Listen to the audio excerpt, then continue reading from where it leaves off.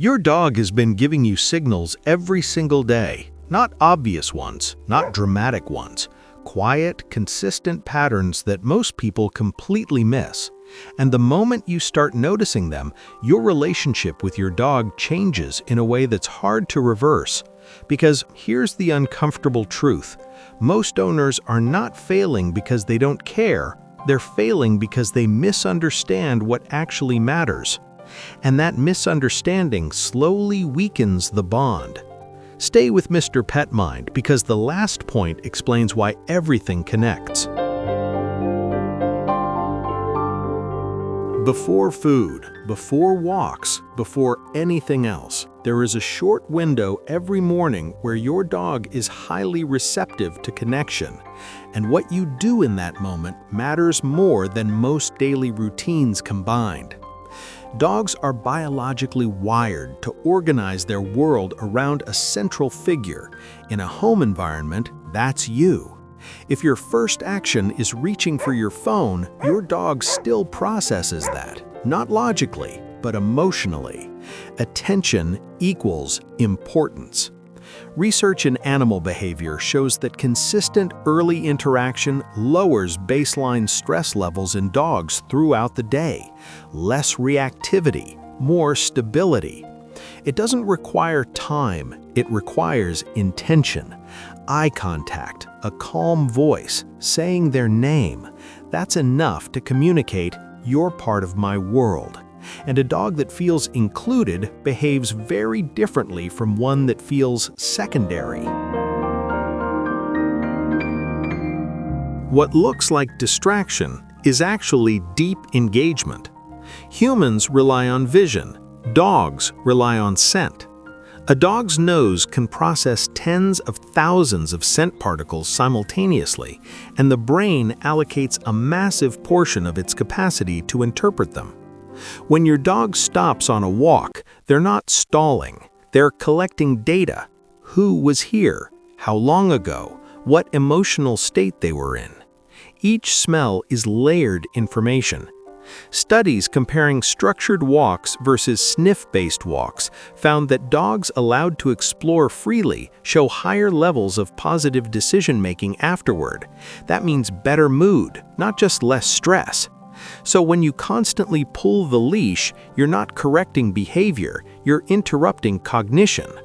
A slower walk with freedom often provides more mental satisfaction than long physical exercise. And over time, your dog starts associating you with freedom instead of pressure. That changes cooperation completely. Not commands, not words. Tone. Dogs are extremely sensitive to vocal emotion. Brain studies show they process tone similarly to how humans read emotional speech. That means your voice doesn't just communicate, it regulates. A warm tone lowers tension. A neutral tone keeps your dog alert. A sharp tone instantly creates stress. And this happens before your dog even understands your words. Because dogs don't listen to meaning first, they feel it. Over time, your tone creates expectations.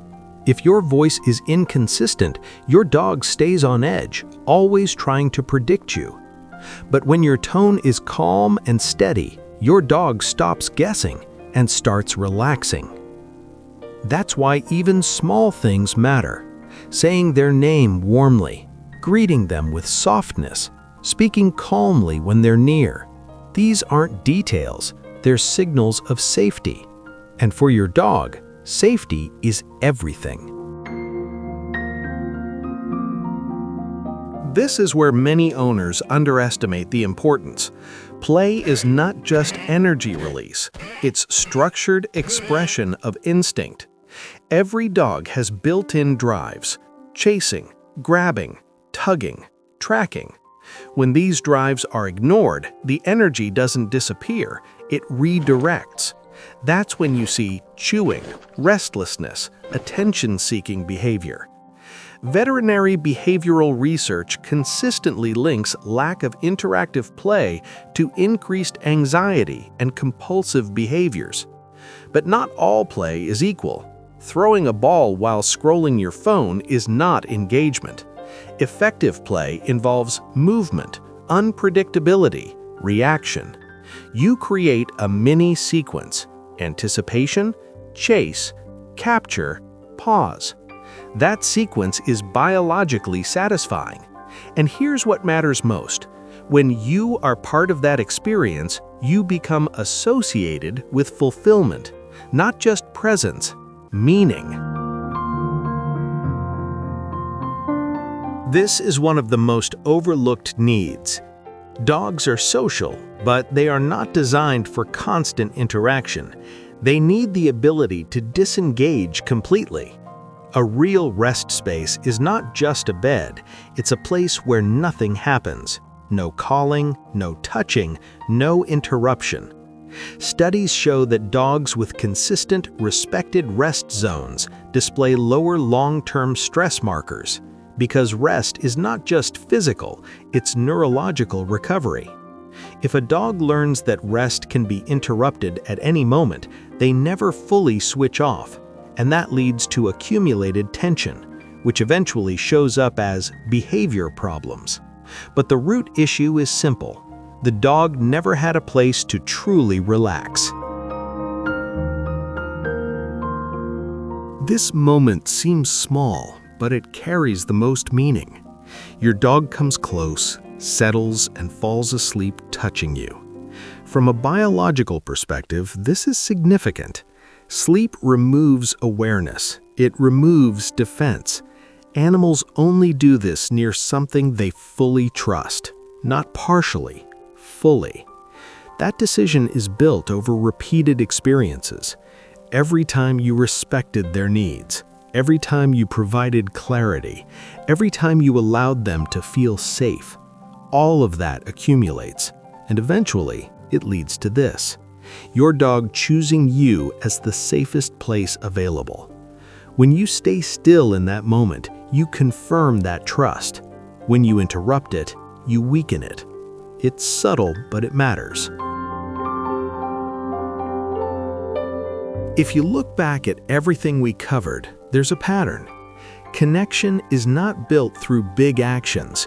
It's built through consistent small signals: attention, freedom, tone, engagement, respect, safety. And your dog is tracking all of it constantly. Not with logic, with experience. And once you start adjusting these patterns, something changes.